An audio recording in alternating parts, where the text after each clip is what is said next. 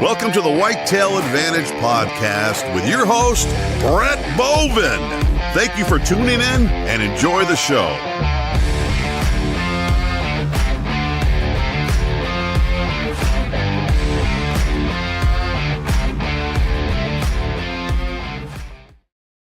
How's it going, everyone? It is Brett Bovin, and welcome to the motherfucking Electronic Campfire. Today is Sunday, May 4th, 2025, and I'm just going to keep it short for today. We are not politically correct. We all know that. We do shows on Sundays and Tuesdays, a live show every Sunday and Tuesday at 8 p.m. now on our YouTube channel. We also, where's all my notes here? I lost everything. That's the wrong notes. Anyways, we have a couple 10-ring news here because since we missed last week's show, I want to make sure I get through everything here for tonight's show. We're going to be changing things up here. So we used to have Tuesdays be our state-specific show where we cover a different state. However, we're going to be changing that up here on our Tuesday show. So Tuesday shows starting in June, because we already have May filled out and most of June already filled out for the most part. The very first Tuesday of every month, we're going to be covering a different state. And the rest of it is going to be a roundtable type show, continuing that on into the shows. Now, the last Tuesday of every month, we are not going to be doing a live show at all. That's the last Tuesday of every month. We're not going to do a live show. Another couple of things we want to point out here is if you want to have the Whitetail Advantage live show calendar already put into your phone or on your own personal calendar, send me your email and I will make sure to add it to the list. And then our Whitetail Advantage live show calendar will pop up on your own calendar. And we're finalizing our 2026 calendar. I won't get into too much of that right now, but it's being finalized and worked out right now with the team. And like, again, I just want to point out, we are now starting to make sure our shows start at 8 p.m., not 8:30 Eastern time. Now, with that being said, put your quarter in the slot machine. Where's my quarter? Oh, there's my quarter. Put your quarter in the slot machine. Thank you to all the men and women in the military. Thank you for your service. Thank you for your sacrifice. Thank you to all the police officers, the firefighters, the nurses, the doctors, everyone in public service. I want to say thank you for your service. We're greatly appreciative of that. Now, with that being said, we're going to bring on Eddie. He's been on the show before. He's an amazing guy. I canceled last week's show with him because me and my family was sick, and it was just not a good day, and I just didn't want to have a half-ass crap show with him on that day on his return show. So we agreed to make sure to have it for today. He was very understanding with that, and I'm excited. And we don't have Dave and Johnny here. Johnny's sick too, so I'm not happy about that, but I'm happy Johnny and Dave aren't here tonight. Anyways, let's bring everybody in for tonight. Squatch, how's it going? I'm glad to see that you're the only one healthy on the team. Oh, yeah. Jeez, don't put those fake guns away. The real guns come from Eddie here. Eddie, thank you for coming on again. Appreciate it, brother. My pleasure, man. Thanks for having me back. I can't remember what show it was, but I think it was like episode 90 or something like that when we had you on, and I just felt like you were like the top 5 show that ran one of the longest, and you're still like top 3 favorite shows that I've ever conducted through this entire thing. I think number 1 was talking to I'm drawing a blank on his name, the mountain guy name from Troy Pottinger. I loved picking his brain out there in Idaho, and yeah, I think you're number 2 right there, man, right behind him. Appreciate that. It was a good time. We had a good conversation last time. Oh, it was amazing. And the fact that I didn't, and we ran long too. We ran long. We could have talked all night. We could have talked all night. And for people that might not know, I'm just going to say this: you played with Brian Westbrook, the Hall of Famer at Villanova. I just can't get. That's just amazing. He's like LaDainian Tomlinson's my favorite running back, but Brian Westbrook is like 2 or 3 on my list for best running backs ever to play with him and be able to meet you and not knowing that you played with him. That's just awesome news to me. I don't know. That's just me. I love football, and yeah. It's good that this was after the draft too. So who's your team? Who's your team? The NFL purposes, I love the Chargers. Okay.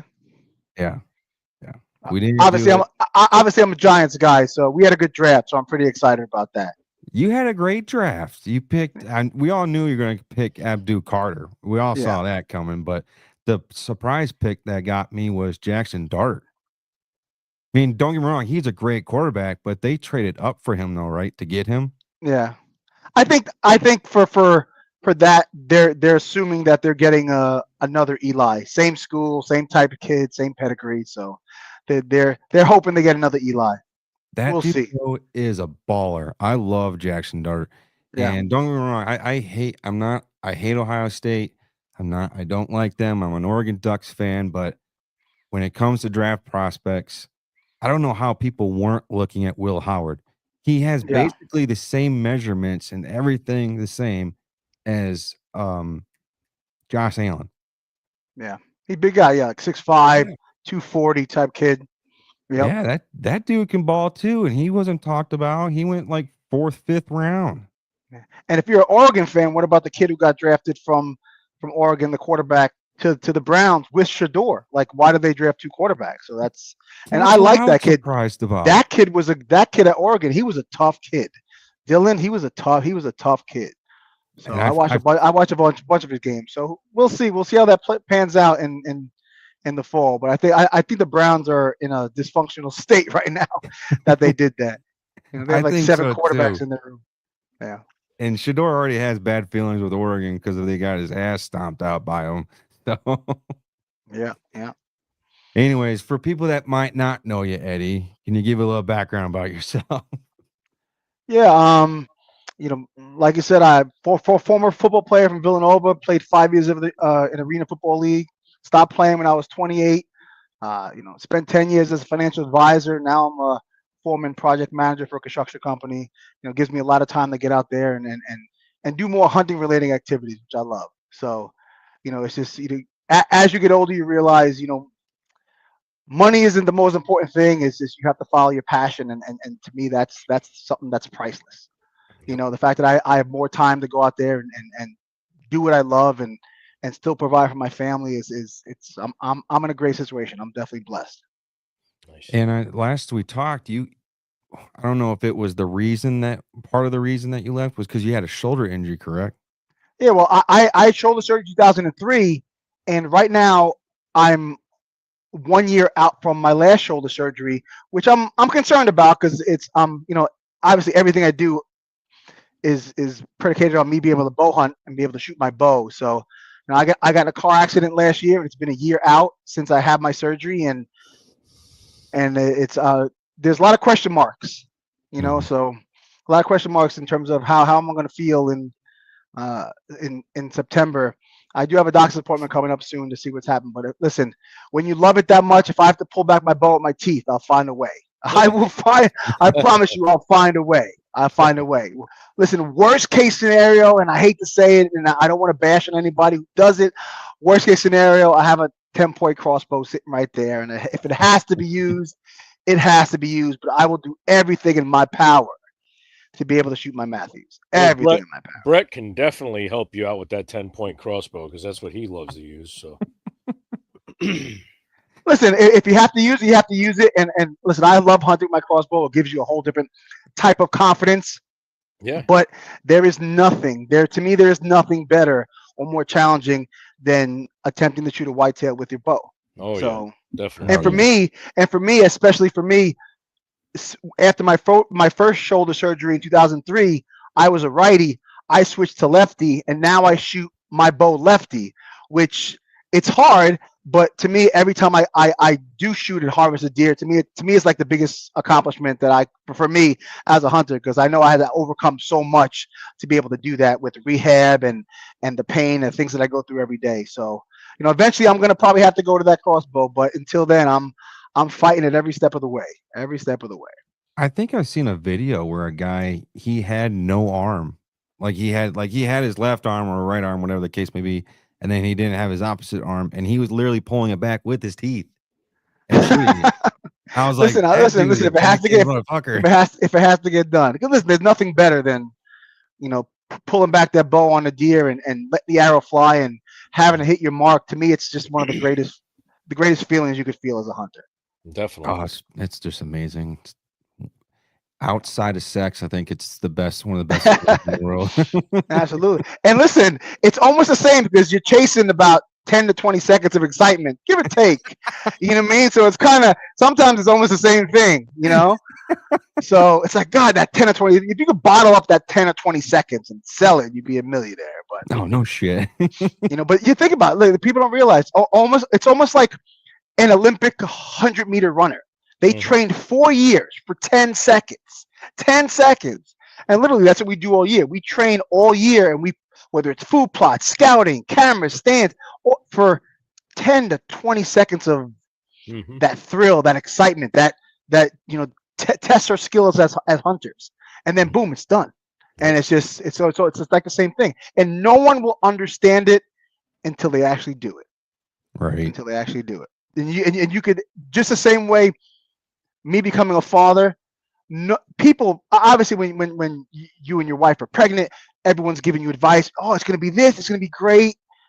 No one's best explanation could have explained the feeling that you feel when you hold your child in your arms for the first time. No one can prepare you for it. No one. And as the months go by and you hold that little thing and you're like, how can I love something so much? And it's just so new to me. And I would kill 100 people to protect this thing. And it's just the same way. No one will ever be able to tell you unless you truly experience it for yourself. And to me, that's what hunting is. No one could really, you can't explain to a non-hunter unless they actually feel it.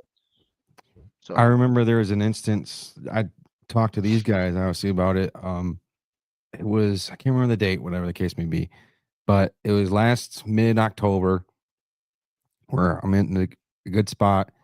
And long story short, it's getting about 45 minutes left of shooting light left. Just sitting there, and then all of a sudden, I just look down below me, and I just see a rack just walking right underneath me. And I'm like, fuck, that's a giant. I'm going to take that motherfucker. And then he's walking, and I'm thinking he's behind a tree, okay? So I'm thinking, all right, I'm going to get my hand up on my bow, and then we're going to start figuring out how I'm going to shoot this deer. Nope. He sees me, runs up 10 yards, and stares at me broadside. And now at this point, as he was running, I went into full draw mode. And he's just standing there. And I'm thinking to myself, do I pull the trigger? Do I not? Because he's staring right at me, but there's like this one little limb in there too. Nope. He's not freaked out all the way. So then he ran to the south about 5 yards, and then he just walked away out of my life. And it was just pure, at the end of it all, I was happy and pissed all in the same freaking time. Pissed because of the situation happened. I thought I did the right thing. I thought he couldn't see me, and of course he did, and the situation happened when it was. And happy that I was able to try to get another shot at him, because I didn't feel like it scared him away completely. But it's just how all these emotions go into one situation, and I didn't even get to shoot a deer. And I don't know. And that's another thing. Going after that is just so many emotions go into one little thing.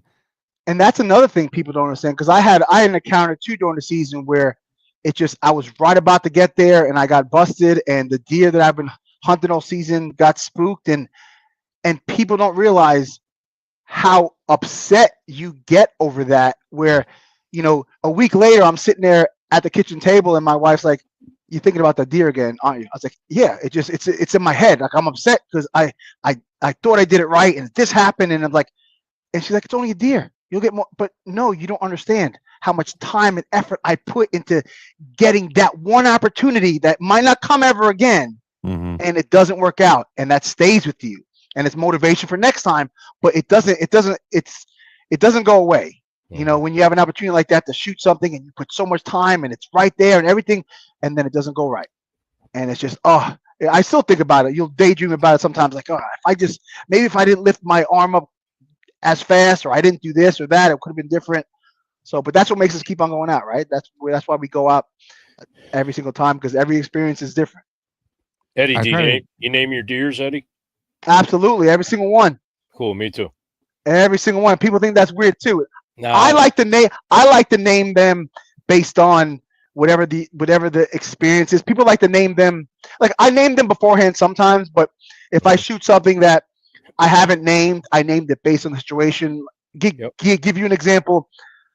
2013, I tore my tricep in a competition called the Hercules Trophy. Stupid event, 12 event type thing, and I had a big cast on my arm, and I was having surgery on like a Friday. So I'm like, you know what? I'm done after my surgery on Friday. I'm probably done for the season. I'm going to go out Thursday and try to shoot something. So I took my crossbow out.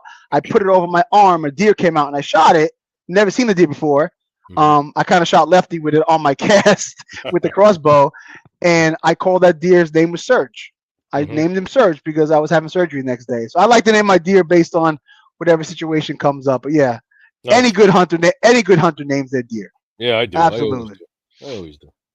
Absolutely. I name mine based off of just what comes right at my brain right at the first moment. Like for instance, Fishhook. The first thing that caught me outside, that besides he was a giant, was his brow tine was curved. And I was like, oh, that's a Fishhook. His name's Fishhook.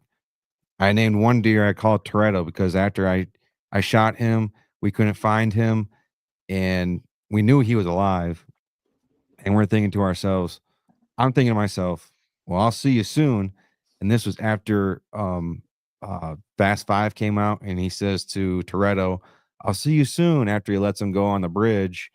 And I'm thinking to myself, all right, his name's Toretto. I named one Frank just because fucking Frank. Just that, I don't know. It just came to me. So just weird names.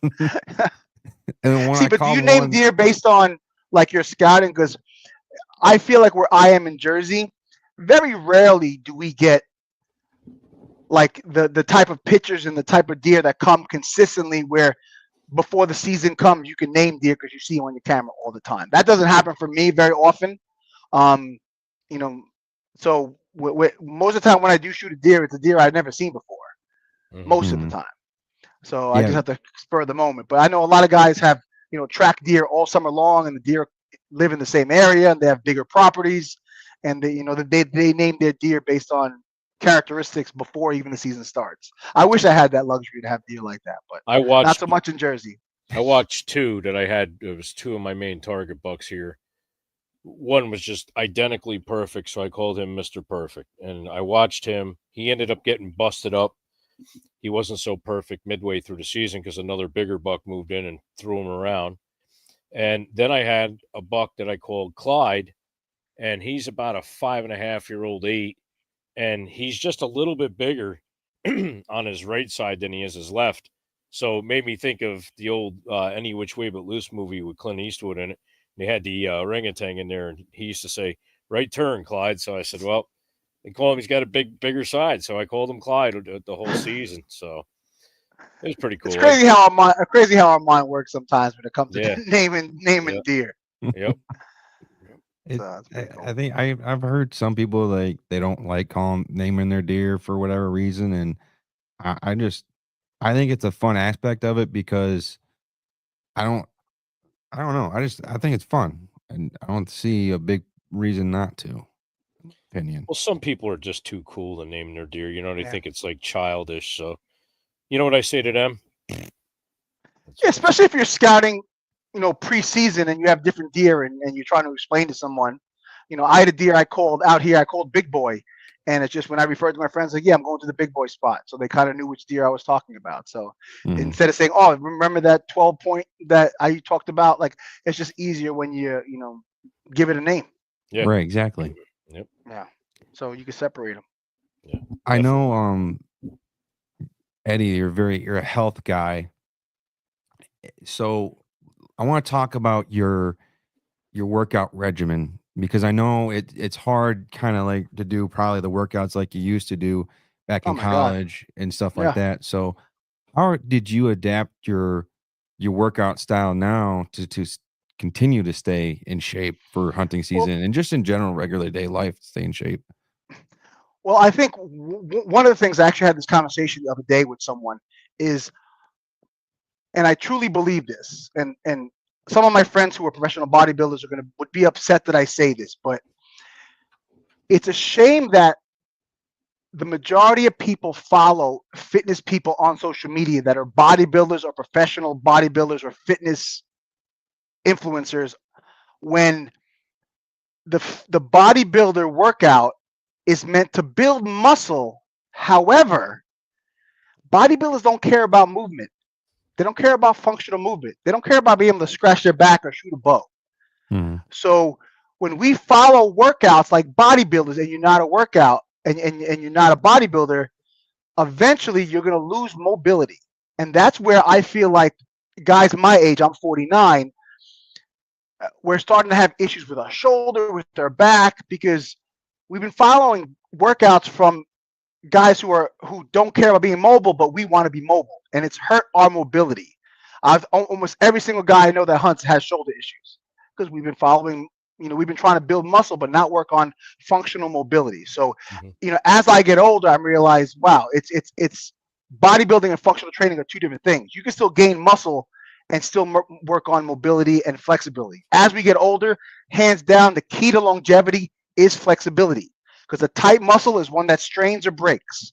So I always tell people, however much you weight train, and obviously my weight training over the years has gone down, whether it's weights or intensity, I still think they're pretty intense, but the added days of flexibility training or, doing some cardio or my warm-ups have changed dramatically. Because as you're a younger person, you don't realize, you're not thinking about longevity. When you're 21, you're not thinking about properly warming up. You're not thinking about properly stretching afterwards. But as you get older and you hit your 40s and you wake up one day and you take a step to the bathroom and you strain your right hamstring, you're like, how'd I do that? Taking a step to the bathroom, you realize, what?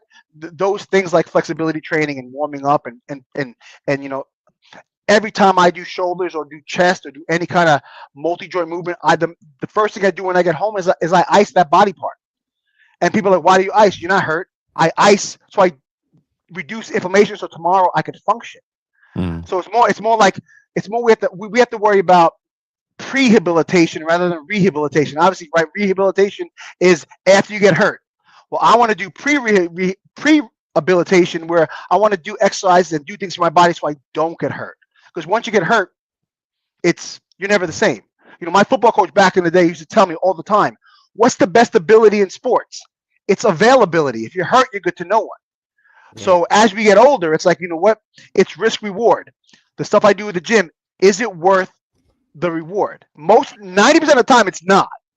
It's not. But as we get older, the one thing I'm sure both of you battle yourself is our mind tells us one thing, our body tells us, hey, listen, buddy, not today. Because I feel like our minds aged at a tenth of the speed as our body.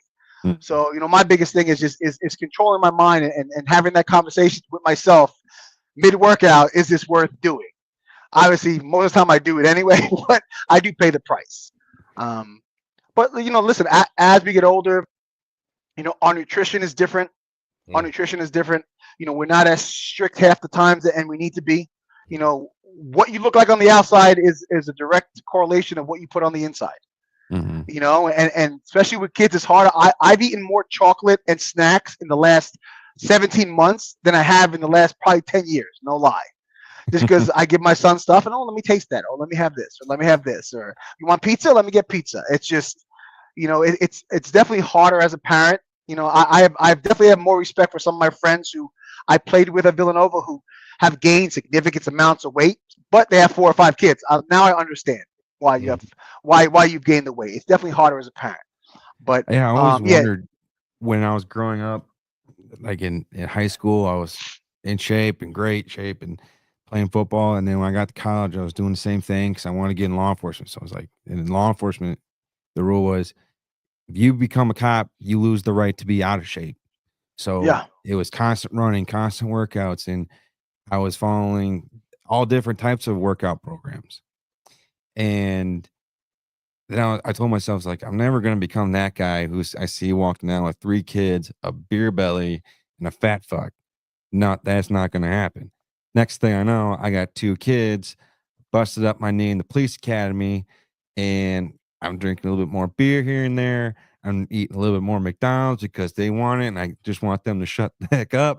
And then we're eating some cake because it's their birthday. And next thing I know, I'm weighing 225 pounds. Got it. So, I got it. I'm 20 pounds heavier since little man was born, 100%. And also, listen, you don't realize as you get older, your responsibilities increase, and stress. We don't realize how much stress plays a part in how it affects our body internally. You know, so and now you're older and you want to enjoy your life. You want to have that piece of cake. Only problem is that as you get older, that those cheat days get magnified because we can't burn it like we used to. So we want to enjoy it now because you're older and you don't care about what you're looking on the beach so much anymore, but those mistakes do get magnified. So it's kind of just a balance of listen, I tell anyone, enjoy your life. You have one life, enjoy your life, but health at this point is more important than your appearance.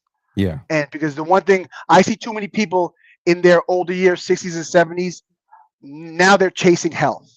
And when that happens, it's too late. You can't chase it when you're 60 and 70 because you could probably maintain a little bit, but it's so important to younger to do something. And I have friends who are in their 40s and they hunt, and I'm like, listen, I trained to sit in the tree stand. And they say, what do you mean? Well, I understand that when you sit in the tree stand, if you have tight hamstrings, you have tight calves, it's going to affect your lower back. Do you want to do an all-day sit? If you ever plan on doing an all-day sit, train your hamstrings off season, train your lower back, train your core. Make sure your hamstrings are flexible. If you have tight hamstrings, sitting in a tree for more than 3 or 4 hours is going to pull in your lower back and hurt you. So there's a lot of things we could do as hunters to make sure that we could sit and enjoy the fall the way we should. But I have friends literally who can't do more than 3 or 4 hour sits before their back's killing them. I was like, listen, you could train for that. There's lots of things you could do to prepare yourself to be in a situation, and a lot of people don't do that, and they pay the price during the season. And it's not hard to just put yourself in a position to where you can do at home stuff. Like I said, back in start of March, I weighed 225 pounds, and I was like, shit, I just feel out of shape. I feel bloated. I don't like how I feel. So I made it a mission. Like I'm gonna get back to like high school, college weight, roughly 205. I'd love 200 pounds. I'd love that again. If not, I'll settle around the 210 mark. And then I don't have time to go to the gym because I got 2 kids and I got ship money out for them. So I don't got the money to spend $50 on a membership like I used to anymore. So I just found ways to adapt my old workout system to adapt into regular day life. And all I do, this is not a fucking rocket science. If you are determined to put yourself in shape, and I think everybody should be, you will find a way. All I do in the mornings every day is I do 15 minutes of stretching, body workouts basically that's all I do. Body workouts, resistant bands, and running and walking. I'll do some jumping jacks, push-ups, sit-ups, lunges, high knees here and there. And then I'm stretching. Every morning I'm stretching as much as I possibly can. And then I go on a 3-mile run every day. And then I'll walk a mile here and there every day when I get home with the kids. And then I'm doing resistant curls and resistant, like for shoulders in the front and to the sides, triceps, and I'm doing some squats, just constantly trying to make sure my body just moves that way. Guess what? It's not the most effective way that I like to used to working out with actual weights and stuff like that. But guess what? My fat ass got down to 213. That's where I'm at right now. So I'm pretty proud of what I've been doing. And so it's possible to do stuff. To me, that stretching that you said, to me, that's just one of the keys, because when things get tight, you have to, the way your body works, when muscles get tight, you have to almost use twice as much energy to do the same movement. Imagine a car, and if, once you get your oil changed, you have new oil and the pistons are moving really smooth and it's easy. And when the oil gets a little older, it's a little more friction. It's a little harder to do the same movement. That's kind of what stretching is. So to me, stretching is the key. You still want to resistance train and do those things, but to me, implementing a 15 to 20-minute stretching routine 2 to 3 times a week literally would change someone's life. Because I recently had a friend who had a hip replacement surgery, and he's probably 54, and he goes, "Listen, Eddie, now I got to do leg extensions, leg press, and squats. I never did that stuff in my life." I was like, "Well, listen, that's the reason you had hip replacement surgery is because you never did that stuff in your life. That's one of the problems, because your hip got so tight that it just grinded away all the cartilage because you didn't work at it or stretch. So I tell people, listen, when you have a problem with your skeletal system, your muscles are attached to your bones. Your muscles get tight, they pull on your bones. Loosen your muscles, your body's relaxed. So, I'm saying flexibility and stretching, and nowadays with social media and Instagram, there's so much information out there. No one should ever say, anyone who has a smartphone, no one should ever say, I don't know what to do. That just means that you don't have the discipline, because all you got to do is take your phone, go to YouTube, put in flexibility workout. 3 million videos will show up.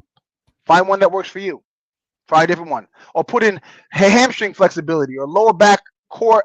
There's so much information out there that if you really want to get better, there's nothing stopping anyone from finding out, other than just being lazy and procrastination.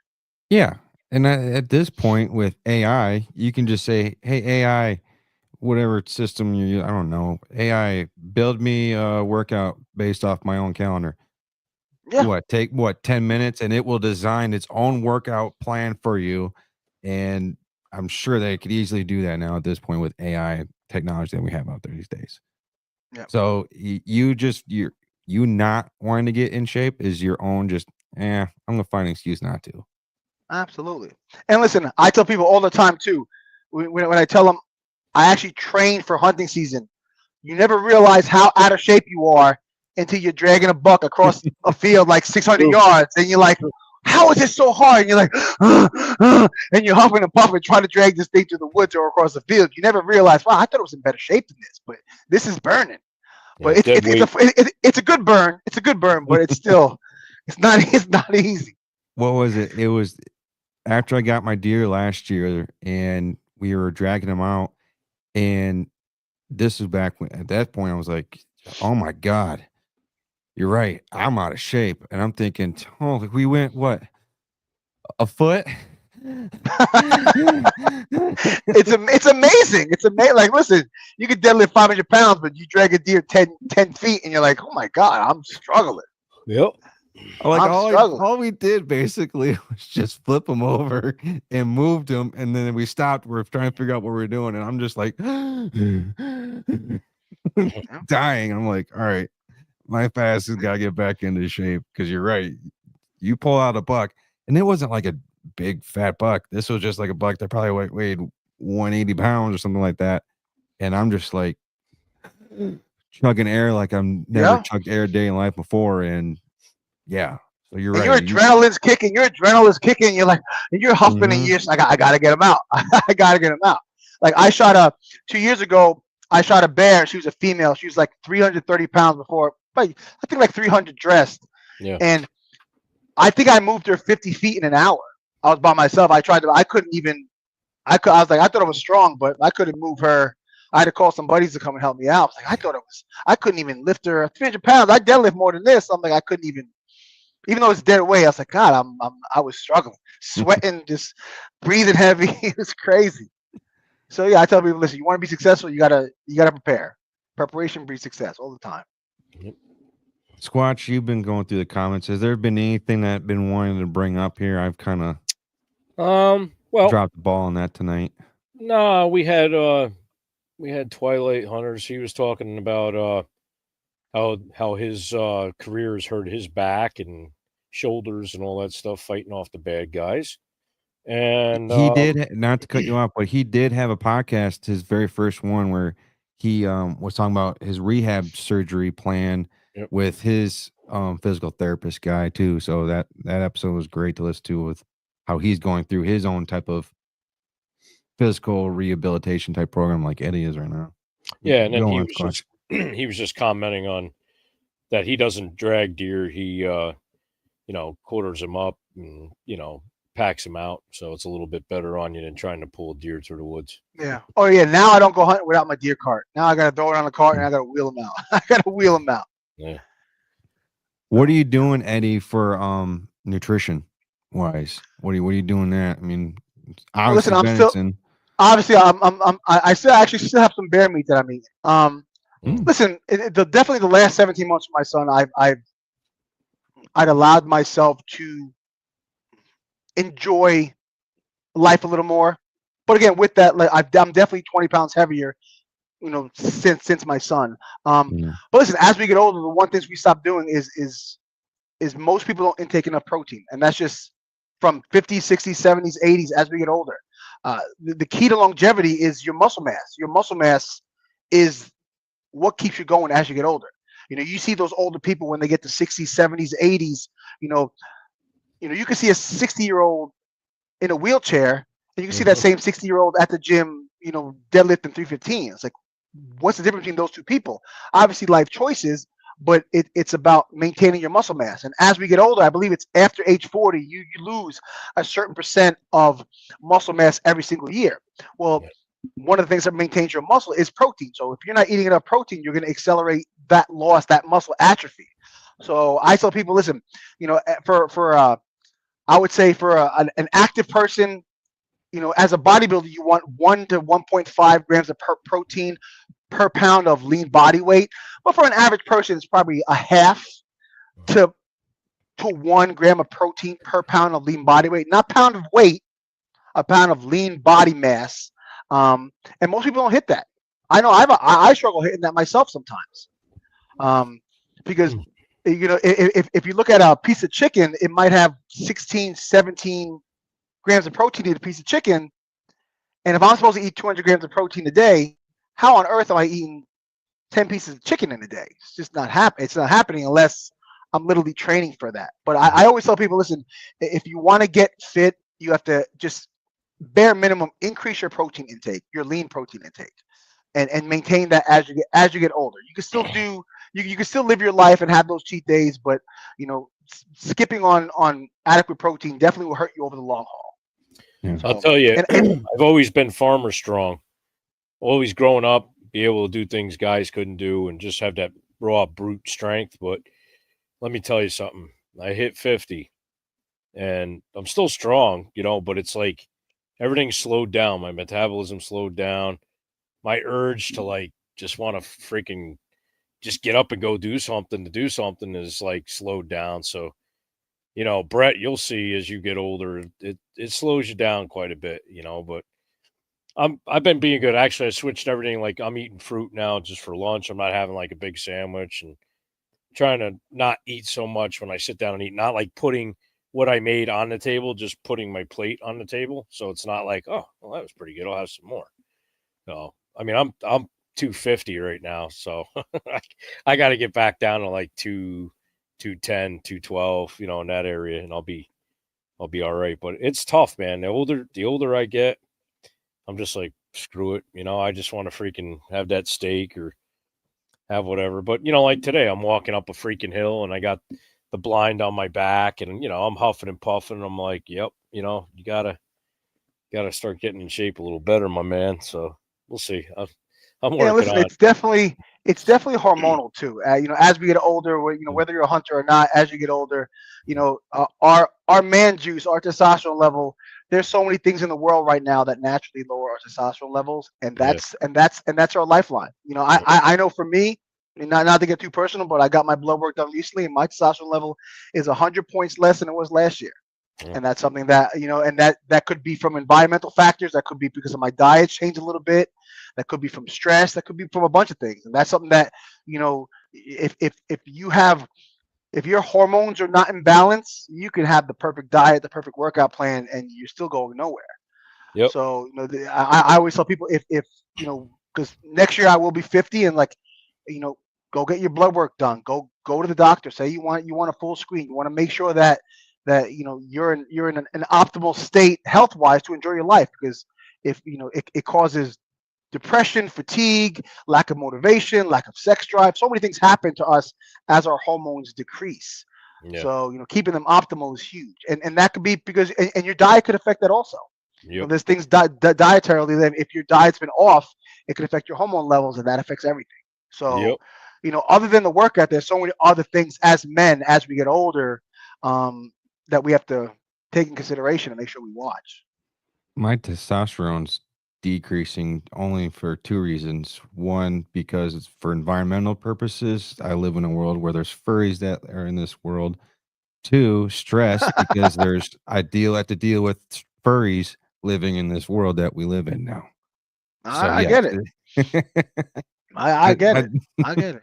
And listen, food, and listen, not to get too much into that conversation, but the food industry is hurting men. They don't care what happens to us, but Yeah. there's certain things that naturally lower a man's testosterone, like soy oils. And I challenge you or anyone else to go to the grocery store, look at any snack, any bread, anything that doesn't have any kind of soy oil or soybean oil or things like that in them. And there's so many food ingredients that naturally hurt a man's testosterone.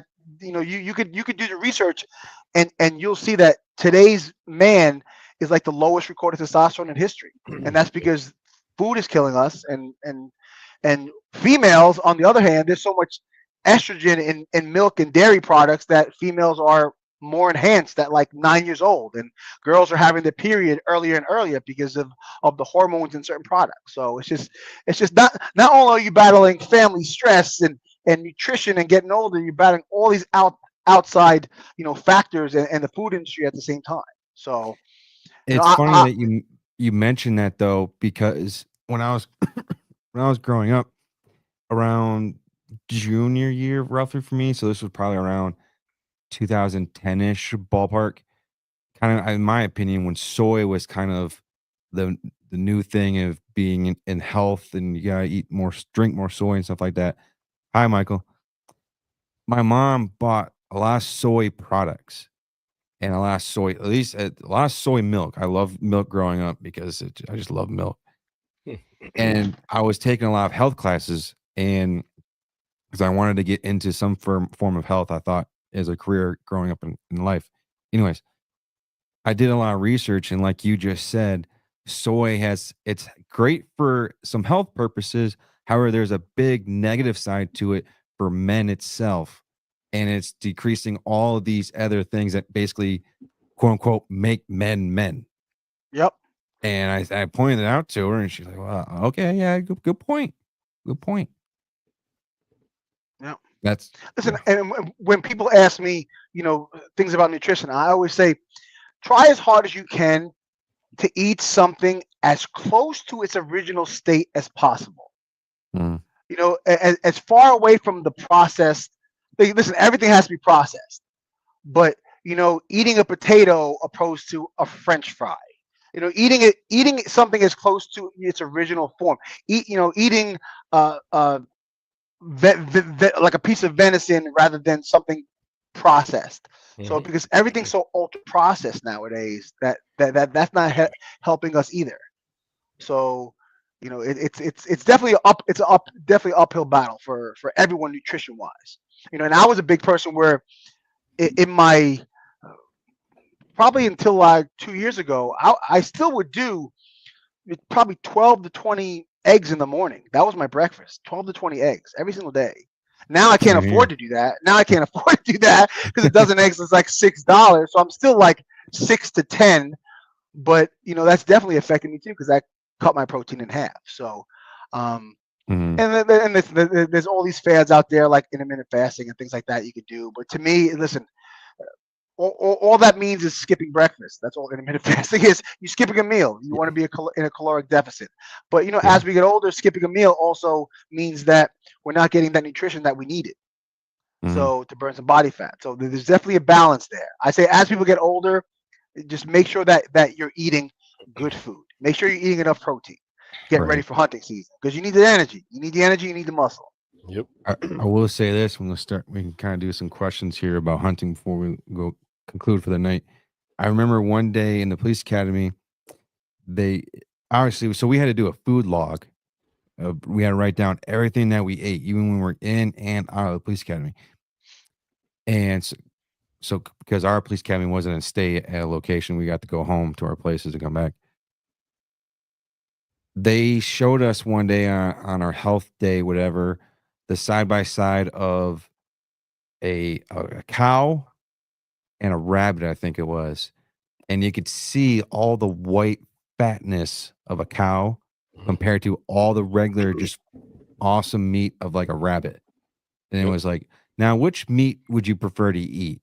All this slow moving fatness in this meat that's going to be going into your own body, or this nice, fast, good, healthy meat into your own body? And we all said, obviously the rabbit. And they said, so why are you eating steak? Yeah, Ever and that's since where all then, the I'll eat toxins would be steak. too, in the fat. Yeah. Yeah. There's good points to have some of that fat, but I was like, yeah, good point. That's why I eat a lot of venison. I got venison sticks, and when a buddy says, "Hey, you want some venison?" I never turn that shit down. Yeah. 'Cause I'm just My son's dinner tonight was bison, so Nice. no ground shit. bison. So I'm feeding him. I'm feeding him up. So listen to me, like my dad's 77, has a heart condition, and I've spoken to the cardiologist, and the cardiologist will tell you that the best meats to eat. Obviously, elk is number one on the list, but I don't have any elk around here, so I can't shoot out. Elk, bison, and venison are the leanest, healthiest meats you can eat for your heart. So if I could, shoot up venison, I'm not ready to give him venison yet, but bison's next on the list. I could buy bison at a grocery store. Maybe one day I'll be able to get out there and get me an elk and be able to feed that to him. But listen, I'm going to feed him. I'm going to start him early and get him into good habits, because so many things people say, oh, it's hereditary. This is hereditary. No, habits are hereditary. Teaching your child a certain habit and a certain way to eat, that's hereditary. So, because listen, not to be disrespectful to people out there, but if you go to McDonald's and you see a parent that's heavy set, the child's usually heavy set. It's not hereditary. It's the parents teaching them that this is the food that they should be eating. Right. That's the problem. Mm-hmm. It's what you're teaching your child that gets them, to make their choices in life. So, listen, there are certain things that are hereditary, like diabetes and hypertension and things like that. But to me, so much of it is just life choices and teaching people how to do it right. Right. Let's kind of close it up on this topic here. So you and I have kids. I got a 4-year-old daughter and I got a 2-year-old son. I've talked about this with my parents and kind of curious on how they introduced me into hunting. Granted, I just grew up into it and I just was never forced down my throat. I just fell in love with it because I saw what my dad was doing and I just wanted to be a part of it. So that's how I kind of came about. I need to do this every day of my life. So I'm hoping that kind of brings up with my own kids of I just bring them along with me. I'm not saying much with them. And I guess the point where I'm trying to go with this is, how are you going to be trying to get your son into hunting without kind of like forcing it on him? Like some parents would do that with certain sports or topics or stuff like that out in the world. So my wife brings it up all the time because I tell my wife I have a plan. She goes, "What do you mean you have a plan?" I have a plan for my son. It might sound crazy, but I have a plan. Doesn't mean it's necessarily going to work out that way. If he doesn't want to, he doesn't want to. But I'm not going into a game thinking I'm going to lose. I'm going into me thinking that it's going to go a certain way. And if things change, then I'll adapt. But I see the way my 17-month-old son looks at me, right? And how big his eyes get when I walk in the room. And I'm sure your son does the same thing. Oh my God, dad. Well, he wants his dad. Well, he's going to watch me and he wants to do what I do. Well, I'm going to show him I'm going to be the lead by example. I'm going to show him what I do. Hopefully he wants to follow what I do. And I want to be more of an influence in his life than a cell phone, social media, a video game. And I want to introduce him to these things early enough where by the time he's 5, he's fished and hunted and been with me so much that that's what he loves to do. I'm not going to do it when he's 13 and his brain's already programmed to spend 7 hours on a video game. I'm just refuse to let that happen. And I plan on being more of an influence than hopefully his friends are. Obviously, as they get older, the outside influences play a part. But as he's young, I'm going to try to be a bigger influence and have him be with me and take him out with me. And he's 17 months. I have him. He has a reel tree fishing pole, and I pretend to be a fish, and I have him try to fish already, and reel it in, and doing things like that. So by the time he's 3, he's gonna know how to cast and reel, and we're gonna go out and catch our first fish. And hopefully they say if you teach your kid to hunt and fish when they're 13, 14, 15, you know where they are. They're hunting and fishing with you. Hopefully that is my plan. Hopefully that works out. Listen, and if he wants to do other things, then we address that then. If he doesn't like football, hopefully he does like football, but I'm going to bring him around football. I'm going to take him to a football game, and I'm going to play with him and have a catch with him. Hopefully he likes it. If he doesn't, then we'll address that when that happens. But until then, he's going to watch Daddy do what he does. Like we already do little workouts because Daddy likes to work out. So hopefully he'll work out too. And we eat a certain way. So to me, it's just about getting them at an early age in front of the things that you love to do, and hopefully they'll love it also. Yeah, I kind of been doing that with my kids. Actually, it sounds like we kind of have the same mentality because, except for my daughter, when I had my first deer with her, she wanted to be all around it. And then when she got older, she's like, "Oh no, a deer!" Not grossed out by it. She just like, "Oh, it's an animal right there." I don't think she grasped that it's dead or alive or anything like that yet. I don't know. But my son, he will just run up in there and just dive right into the guts while we got the deer out. And I'm like, that's great. That's great. That's great. And that's great. And he loves it. And when I got my deer last year, he was just all mesmerized by like looking at the antlers, touching it. And like at one point I looked away and I looked back and he's poking its fucking eye. And I'm like, dude, stop. Let's stop that. And then some excited to get them outside soon. Hopefully next weekend we're going to be doing some, as my wife likes to call it, woodland duties, getting it prepared for out in the woods for this upcoming season. And I'm going to take them out there with me and get everything prepped up that I need to start doing, and just introducing it slowly into that fashion. This kind of sounds like what you're doing. And telling like today, not to cut you up, but today we went to the grocery store, and today I called it Camo and Elmo Day. Me and him both had camouflage jackets on. We both had Elmo hats on, and we went to the grocery store, and everyone was like, "Oh my God, you guys look so cute." And he dressed like Daddy. We wear camo on Sundays, and I bought me an Elmo hat. He has an Elmo hat. We both look like we were twins. But you know what? It does have to do so much with the parents, and I'll give you a quick story. I joined a program this past year where I shot my deer. It's on the picture for the podcast, and it was a township program where it was 297 acres, and they allowed 12 hunters on it, and it was $40 for a permit. But that same property, there was trails for people to hike. So I went out actually on November 7th in the morning, went to my spot, got up in my climber, and it was 6:30. The sun came up. 6:45. This big 24.5-inch wide buck came out. He was so wide. Shot him at 25 yards. I had to drag him back to the parking lot. When I got to the parking lot, all right, and it was the election week, so I didn't realize these kids didn't have school. I got to the parking lot, dragging my deer cart, covered with blood. It was a nice blood shot, so there was red blood all over the deer. I get to the parking lot. There's like 7 cars and like 25-year-old kids. I'm like, what is going on? I'm like, I have a bloody deer here. It was, since they didn't have school, they were taking a nature hike. All the parents brought their kids to take a nature hike, and it was so awkward because I'm sitting there and I was waiting for a buddy to help me get into my truck. So I have a dead deer laying there, blood, and I have like 25-year-old kids staring at me. Mommy, what's that? Why is the deer bleeding? And actually, one of the mothers turned to her son and she goes, "Remember what I talked to you? Daddy went hunting, and they do that to harvest the deer. And most hunters, he'll eat the meat." And he does that to control the pot. And the mother stood there and explained to the 5-year-old kid why, in her mind, she felt that I shot the deer because I was population control. I eat it. Daddy hunted once. Remember, he has the head in the wall. And she explained. And the kid was like, oh. And then I was like, "You want to come touch the antlers?" And he came and touched it. And it was so. It made me feel more comfortable because I felt uncomfortable having a dead deer there, but right. The parents understood, and the parents explained that to their children. So the child wasn't all freaked out and scared. And that's what has to happen. More parents just need to have conversations with their kids and let them know why we do what we do. It's not just killing for the sake of killing. it's that there's a purpose behind it.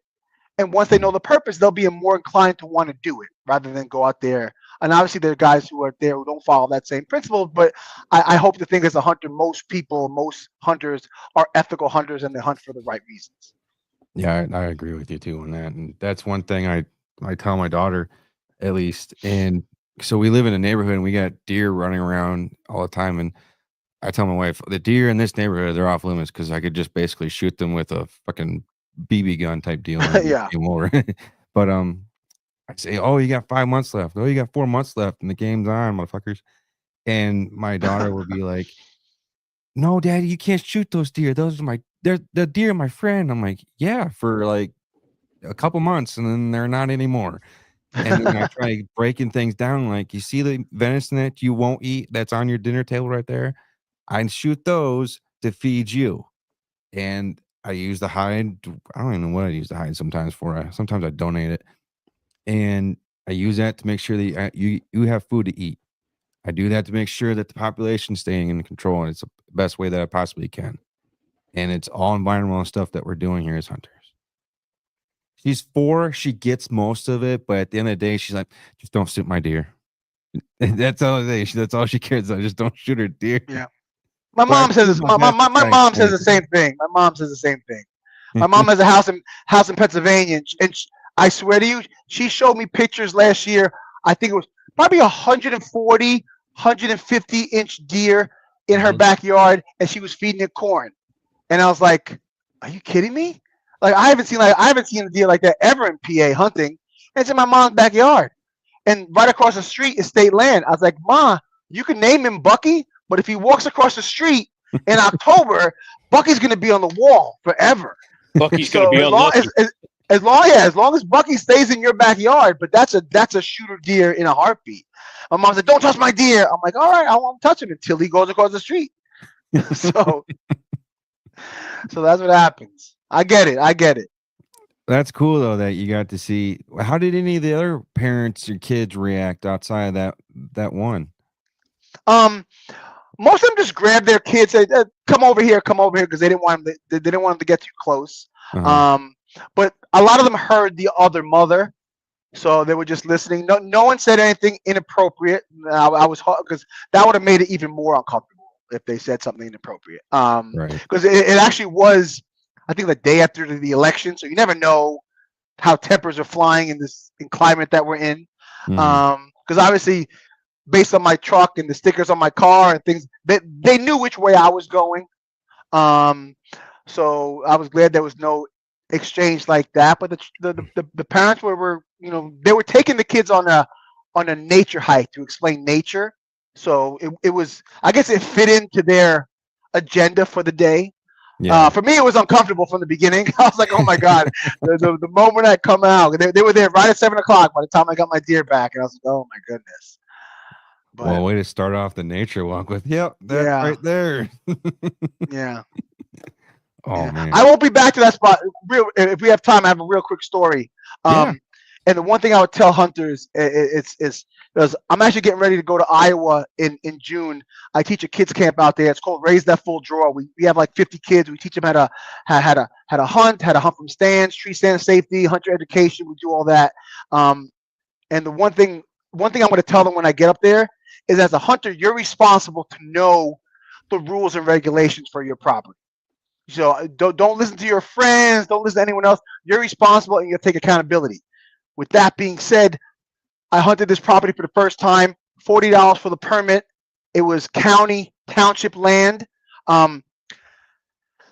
Season ended February 18th for us. It was really late, February 18th, and I got caught up at work. My son, he actually got COVID at one point.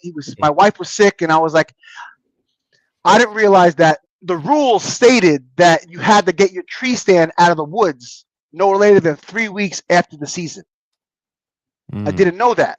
I didn't know that because I didn't read it fully because I was caught up and busy. My friends hunted other township properties and they had different rules. So I just listened to them. Well, I get a phone call from the park ranger saying that, they discovered my stand. It should have been picked up 2 days ago. It's still at the spot. They also found out that in Jersey, we're allowed to bait. And my buddies bait other township properties like ours, and they could put out unlimited bait. Well, at this particular property, the fine print said that you can't put more than a 2-gallon bucket of corn out at a time. I didn't know that. So they tell me that not only did they find my stand, that I put out too much corn. And I was like, and this is in mid-March, almost end of March. I was like, how did you know I put out too much corn? Well, I had a camera there. I left the camera there. They took out the SD card and went through all my pictures and saw me dropping corn out. Saw me dropping bags of corn. So I was like, I didn't know that rule. They said, well, as a hunter, you're responsible for knowing the rules. Well, I went back and looked at the rules, and there you go. It says fine print, really small print, even though you're allowed to bait no more than 2-gallon bucket. Mm-hmm. That being said, I got a little fine. It was like a $60 fine, but I'm not allowed to hunt that property for 2 years. I got penalized. For 2 years, I'm not allowed to hunt that property. Oh, boy. And like, to me, that hurt more than anything else because that was a great spot that I had. But, listen, I take full accountability, full responsibility. I should have known. I should have read all the rules. My buddy who hunts another township said those aren't the same rules as his property. Well, and I just took his word for it. I assumed that, that's county property, this is county property, same rules apply. Obviously, they don't. As a hunter, I'm responsible to make sure that I know the rules of where I hunt, and it's going to be a good lesson for me to teach these kids. Unfortunately, I define it the hard way, and I take full. I told the ranger, I take full accountability. It's my fault. I got caught up with my son. Should have took my stand out, and I should have read the rules on the corn, and hopefully those bucks get 2 years to grow, and I come back in year number 3, and I'll get it done. So I have a good spot back there. Where you're talking about your buddy where he's at a different area, were they far apart from each other, like 2 different areas? Well, it's still Hunterdon County, but it's a different township. Like my permit was $40 to hunt 300 acres. Their program, they pay $100 to hunt like 40 acres, and it's 2 guys per acre. So it's the same type of hunting. It's like wildlife deer management, but it's 2 different townships. And I didn't think the townships would have different rules, but obviously the townships. So you were in the same county, just different townships apart from each other. Yeah. That 2 different towns. Odd how like that. Yes. I get like maybe like a county by county type thing of like, or county other county, something like that, where they have that type of rule, but usually you don't really hear that in the same county or same region type thing. So it was a different program. So my friend's program, they could do unlimited corn. They could do whatever. They could leave their stands there. This one, they had different rules, which kind of drew me a little bit. But like I said, lesson learned as a hunter, no matter what your friends say or your other people say, just make sure that you know the rules and regulations of where you're going to hunt, because at the end of the day, ignorance is not knowing is an excuse. And I accept that. It was my fault. I take accountability. I paid the fine, and I have to wait 2 years to get back to that spot. So, however unfair I thought it was, it's still rules are rules, and we got to abide by them. Right. Well, you took it like a man, though. Yeah. I'm a little upset because the deer that I got on the wall is from that property. So, really, actually, both deer I shot this year were from that same stand, that property. One in shotgun, one in yep. It was just a great spot. It's a great spot. So no one will find out about that spot for 2 years. It will be hidden. It will be hidden. And you know what? One of the reasons I shot those deer is, like I said, 297 acres. I actually went from the parking lot to my stand is exactly 1 mile. Wow. 1 mile. I went 1 mile back, and I took a bike, went right all the way in the back, and I'm 1 mile away from the parking lot. And that's where the big deer were, because all these guys, they want to get out their car and they want to walk 50, 60 yards and put up a stand. I'm like, listen, you want a big deer? You got to go where no one else is. And in order to do that, you got to be in shape and get back there to the spot. Yeah. So it took me a while to get them to the parking lot, but I got it done. Well, Eddie, we're getting here to wrap it up for the rapid fire Yes, segment. sir. Okay. We got about 7 questions for you. Okay. Yeah. Besides hunting, do you have any other hobbies or interests? Well, I love working out. That's a thing. Love sports. all sports. I actually, recently it's crazy, but I've been watching a lot of WNBA. I love the Indiana Fever. Love Caitlin Clark. I mean, I never used to be able to watch more than 10 seconds of a female game, but now it's actually quite interesting. There's a lot of great athletes playing them there. And you know what? Lately, I like quiet time. I like a little bit of meditation.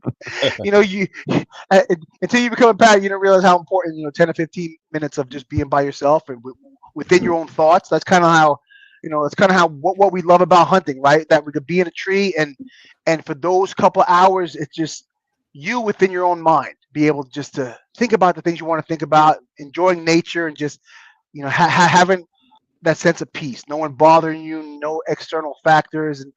But when it's not hunting season, you got to find ways to get that same kind of dopamine. And I've been definitely enjoying my peace and quiet time. So Yeah, and I've been doing a lot of shoulder rehab. Shoulder rehab has been my hobby recently. So because I promise you, I will be able to shoot my bow come September. So that is the plan. What is a wild game animal on your bucket list to hunt? Shot a bear. What? Either mule deer or elk. I've watched a lot of mule deer hunts on TV. I think they're fascinating, but I'd probably say the elk, just because I have friends in Iowa who go elk hunting, and just the physical challenge of elk hunting seems like I would love it, because I have a buddy who literally starts training in the spring, and you ask him, why are you doing so much cardio?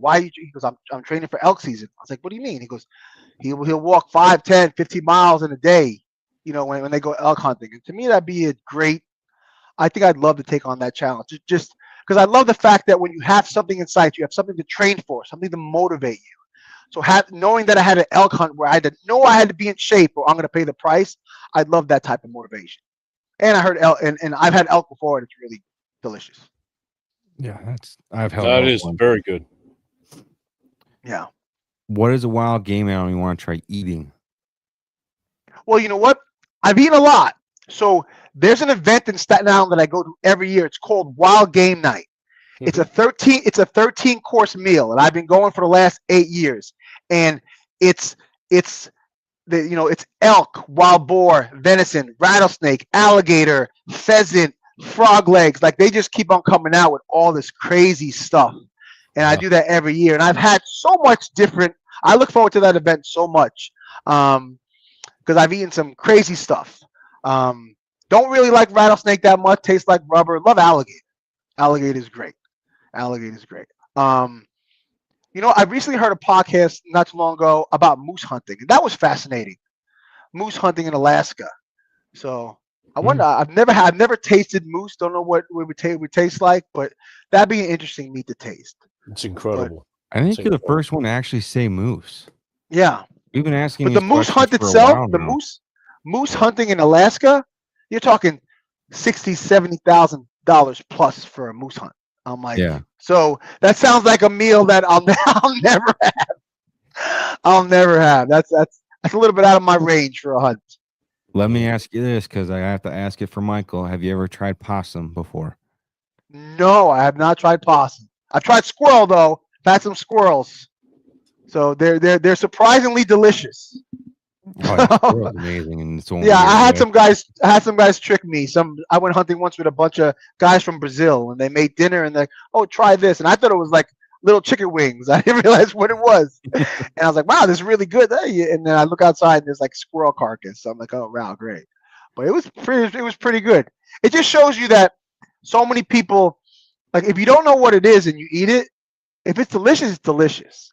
I've tricked so many people into eating venison that they'll eat it. Oh wow, this is really good. I'm like, yeah, that's Bambi's dad. They're like, oh, and then they stop eating. I'm like, wait, 2 minutes ago you thought it was delicious. Right. So it's not that it's just it's all in their mind. It's all in their mind. Like for Super Bowl parties, I'll make like venison sliders, and people will devour them, and they think it's meat. I'm like, oh, that's venison. Then they get all upset. I'm like, why'd you get upset? You liked it. You enjoyed it. It's healthy. Yeah, it's good for you. Better than that beef crap that you're eating. Absolutely. No hormones, no drugs. Yeah. So you can pick a family member and a non-family member. If who you get to pick one of them for a hunting trip with one time or a campfire with one time, who would that be? So a family member. Yeah, you would pick a family member and a non-family member. And listen, this is going to touch base. So I'd love to go hunting with my dad again. You know, the last time I went hunting with my dad, I was probably 14. You know, and we used to hunt upstate New York, shotgun upstate New York, and we never really killed much. We never really saw much. And you know, if his health was better, I'd love to take him on a hunting trip or have him, you know, just go out one more time with him. So, and then for a campfire, in terms of like hunting related.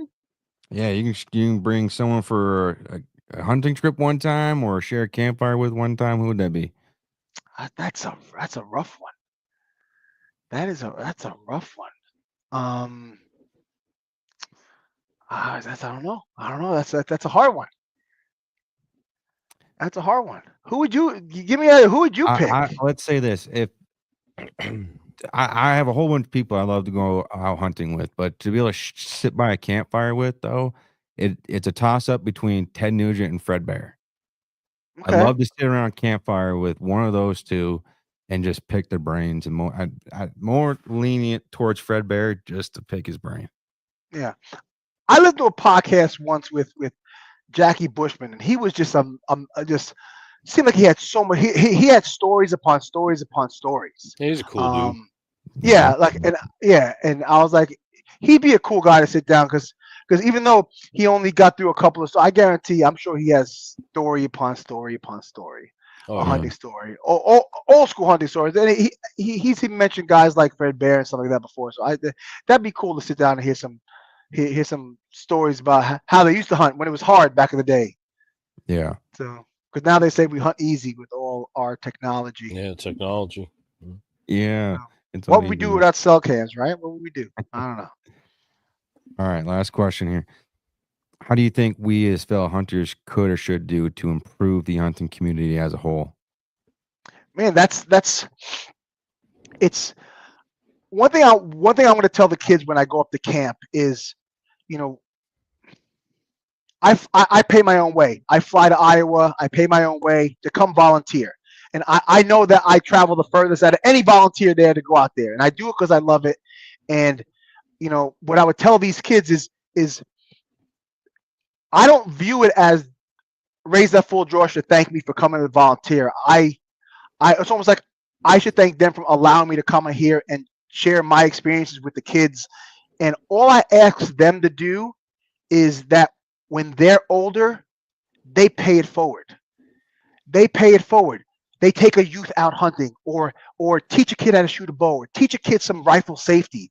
So to me, that's huge. And I think that's so much of what we're getting away from is so many people are giving kids, and I'll say this till I'm blue in the face, so many people are giving kids everything that they never had instead of giving them some of the things that they did have, like discipline, respect, love for the outdoors, taking them fishing, and doing all the things that we did when we were little. And it comes down to the parents and you know, understanding that today's dynamic, families are different. You know, now you have both parents working and the kids are with babysitters or more kids in daycare than ever. And the parents come home and they're tired and they can't physically spend as much time with their kids as they used to when the mom used to be home all the time. It's just parents need to just make that, if you love something, whether it's hunting, sports, take the extra time to teach it to their kids. I even have, you know, I have nephews that my brothers are sports fanatics, and I have nephews that never played sports ever. Mm-hmm. I don't understand it, but I won't be that way. But if you love something and you love the outdoors, hunting, fishing, trapping, whatever it is, teach it to your child. Yeah, amen. Teach it to your child. Stop giving them all the things that you didn't have. Give them some of the things that you did have. Yep. Get them outside on a bike. You know, how many kids you see nowadays with broken arms or broken legs? None. Mm-hmm. Back in the day, everyone used to break their arms. We used to be outside swinging and doing crazy. I don't see any kids with cast on anymore. No one ever, because no one's outside. Tunnel.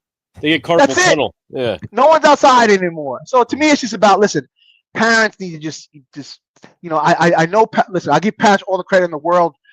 It's hard to support kids nowadays. Both parents are working, but take the time. Teach if it's your passion, teach it to your kid. Mm-hmm. Don't let them get too old where you lose that period of time where they're so influenced by you. And now they're 13, 14, and no matter what you tell them, it's going to go in one ear out the other. So I think we just, as a hunting community, we lose like 1 million hunters every year, and the number's getting worse and worse and worse because it's just generationally it's happening. Just as hunters, we need just to keep on spreading the word, keep on teaching the youth, the next generation, about how big of we're the number one conservation tool in the country, us hunters, and we need to teach that to that next generation. And get them out of the stereotypes that hunting's murder and it's killing and it's this and that, and give them reasons why we do it. So hopefully by doing that, we get more kids out there. Even when I go to camp, I know all 50 kids, not all of them are going to be hunters, but some of them might become lifelong archers for the rest of their life. And to me, that's good enough too. Yeah. And at that point, it's like, well, if you're not going to teach your kids that stuff, then what's the point of even having kids then and being a parent? That's the point of having kids and why I become a parent. That's why I wanted kids, was to be able to teach them these things. I have so much love. I want to teach my next generation and stuff like that. And I want to be able to teach my kids these things. And my first thing that as a parent that I feel like I need to teach in my own kids is, like you said, I want to give them everything I didn't have. But my very first mission, at least in my eyes, is I got to teach them integrity, honesty, being self-reliant. I got to teach them core valuables first and how to treat people with respect and be a hard worker, and teach them all these core values of what makes me, makes my wife her.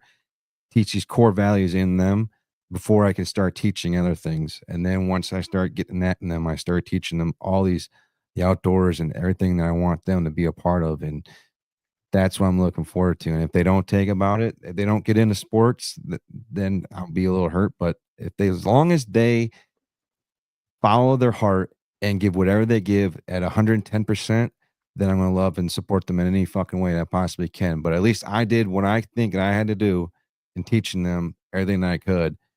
If they didn't take it, they didn't take it. Then I can't, I'm not going to hurt them for it. But I tell my wife this all the time, though. Nowadays, like you just said, kids these days, they're not outside working hard, or they're just on their phones and shit like that. I tell my kids every day, though, they might not understand what I'm meaning. But I say, if you just give 110%, you're going to dog walk all these other pussy kids out there nowadays, because everyone out there is just so fucking soft. If you want to run your own company, this is the time to do it. Study, learn, and outwork everybody else, and you're going to do it. Hard work is what you do. And when you have the last name Bovin, you don't settle on anything. You don't quit. Listen, I'm glad you said that. And to me, having them, teaching them the values that represent your last name. You know what your last name means to you. You know what your last name represents. Making sure that not only that they're proud to have that last name, that they represent it properly. And to me, my name's Eddie Diaz. My dad's name's Eddie Diaz, and my son's name is Eddie Diaz. And I'm gonna damn make sure that he represents that name properly. And that's my goal. Yep. That was like one of the first things my dad taught me growing up. He's like, you see that last name, Bovin, right there? You with better the E. fucking honor it the right way. With the E. Yep. Yeah, with an E. Yeah, with an E. And to me, that's important to me. And I get it. And hopefully that'll be important to him. Eddie, I can't say thank you enough, man, for coming on the show. And thank you again for being able to work with us on the scheduling from last week to today. My pleasure. I greatly appreciate it, man. And you're one, like I said, you're one of the few guests I try to stay in touch with all the guests that come on the show, but you're one of the guests I've just constantly stayed in touch with the most since I've had you on the show. So, man, I love staying in contact with you. I love talking to you. I love picking your brain. For people that want to reach out to you, follow along your journey, maybe have you on a guest on their episode or podcast, whatever the case may be, how can people reach out to you, brother? Listen, they can find me. I'm on social media. It's Eddie Diaz, D-I-A-Z. I'm on Facebook. People could DM me. I don't know if how else they would do it. Other than that, I'm on Instagram. I think my Instagram is Eddie D34. So they can find me on Instagram, Eddie D34. If they want to message me, or get in contact, they can do it that way. I think my email's on there too. Or if anyone else has any questions, reach out to me. I'm old school. My email, and I'll give this out. It's EDDIE53311 at AOL. I'm an AOL guy. I'm old. I still have my AOL account, and I tell people I'm never getting rid of it. I'm AOL until I die. If they don't like it, then it is what it is. I love it. Squatch, how can people reach out to you, brother? As always, my typical spiel is, as always, guys, you can find me here on Sundays and Tuesday nights on the Whitetail Advantage. And you can also find me on the Garden State Outdoorsman, Mike Nitre, Frank Mastica. That's usually once a week, probably on Wednesday nights or Thursday nights, whenever we get around to doing it.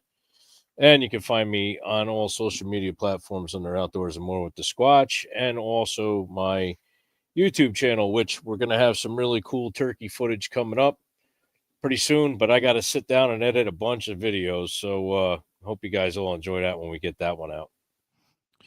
Well, Squatch, thank you for coming on tonight. And again, Eddie, thank you so much, man, for coming. Yes, sir. My pleasure as always. Thank you, Eddie. Nice meeting you. Have a great rest of your night, guys. All right, you too, guys. Oh, man, like I said, Eddie's a great guy. I love that guy. Now, I just want to say thank you to everyone that's gathered around the electronic campfire with us tonight. I hope you enjoyed it. It's been a blast. Now, if the show made you laugh, made you think, gave you new perspective, please hit that like and subscribe button. If you listen to this on the audio version, please get that 5-star rating.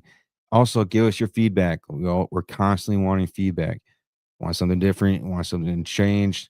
We want to hear what you guys thought, or topics for shows, whatever the case may be. Let us know. We're always willing to work with people like that. Now, audio versions of our podcast do get released every Monday and Wednesday at 5 a.m. Eastern time. And I do also just want to point out, again, like I said on the 10 Ring News to start the show, starting in June, roughly, the last Tuesday of every month, we're not going to be doing a show. We do start our new shows on Sundays and Tuesdays at 8 p.m. Eastern time. And if you want, we're finalizing our 2026 schedule. However, if you want the Whitetail Advantage live show calendar on your own calendar, send us your email. You reach out to me on social media, or you can send your email to brettbovin@whitetailadvantage.com, or you can go to our website, whitetailadvantage.com, and send us your email, or whatever the case may be. And our calendar of what we do for our live shows, who's going to be coming on, if we're doing a live show that day, it will pop up on your own calendar. Now, if you want to be a guest on our live show, or you want someone from our show to be a guest on your next episode, head to our website, whitetailadvantage.com, and you submit your request through there. We also have, if you want to be a guest on the show, we tell nobody they can't come on the show. There is our booking calendar page on there as well. So if you want to be a guest on there, submit your request through there with an open link. With an open date that's open. Now, that being said, put your cord in the slot machine.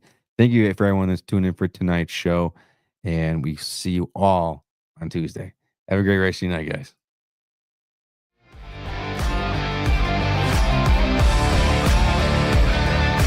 Thank you for tuning in to another episode of the Whitetail Advantage Podcast. We hope you enjoyed the show, and we will see you next time.